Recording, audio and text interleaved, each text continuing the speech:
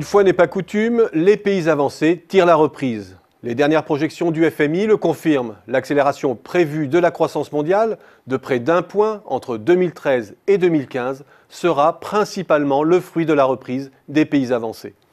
On avait pris l'habitude depuis quelques années de présenter les émergents comme les locomotives de la croissance mondiale. Ce n'est pas faux en termes de contribution, mais étaient-ils vraiment les locomotives des pays avancés ? Longtemps a prévalu l'idée, pour nombre d'économistes, que l'incorporation de composants à faible coût dans les chaînes de valeur ne pouvait être que bénéfique. La mondialisation n'était pas coupable, pour paraphraser Paul Krugman. Le débat est relancé aujourd'hui aux États-Unis, où la prise de conscience des dégâts collatéraux occasionnés par l'ouverture des échanges, et notamment par l'entrée de la Chine dans l'OMC, avance à grands pas. En témoigne d'ailleurs le récent camouflet de Barack Obama au Sénat, lorsqu'il a tenté d'obtenir la pleine autorité sur la négociation des nouveaux accords de libre-échange transatlantiques et transpacifiques. Son propre camp a considéré qu'il y avait danger à avancer sur ce terrain au moment où le débat politique se concentre sur la stagnation des salaires, et alors que de plus en plus d'éléments empiriques confirment l'impact de la libéralisation des échanges sur la montée des inégalités de revenus et sur la destruction massive d'emplois industriels. Basculement des idéologies et basculement de la croissance. Voilà d'ailleurs quelques années que la croissance mondiale fonctionne par vase communicant plus que par effet d'entraînement.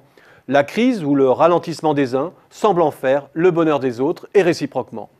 En 1997 déjà, la crise des émergents avait redonné une bouffée d'oxygène à la reprise des pays avancés. En 2000, le krach des pays développés avait fourni un coup de starter aux pays émergents, dopés par l'afflux des capitaux.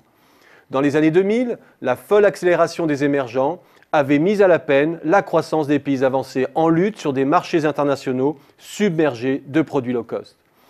Aujourd'hui, c'est la reprise du monde développé qui révèle les fissures et les insuffisances des modèles émergents de développement. Le paradigme de l'après-guerre est bien fini, selon lequel c'était par le marché des marchandises que s'opérait la transmission de la croissance. Plus de croissance aux États-Unis, c'était plus d'exportation pour les autres, et une contagion positive à travers ce que l'on appelait le multiplicateur du commerce international. Dans un monde où les flux financiers représentent plusieurs dizaines de fois les flux de marchandises, les transmissions sont tout autres. La croissance du leader détourne les capitaux des autres économies.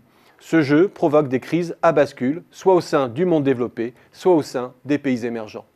À ce jeu, la croissance a aujourd'hui changé de camp. Et le mouvement de rattrapage des pays émergents, qu'on le mesure en volume ou surtout en valeur, baisse des monnaies et guerre des prix aidant, a pris du plomb dans l'aile. Autrement dit, penser la croissance mondiale et le rapport de force entre les régions en extrapolant les tendances des années 2000 serait plus que jamais une erreur.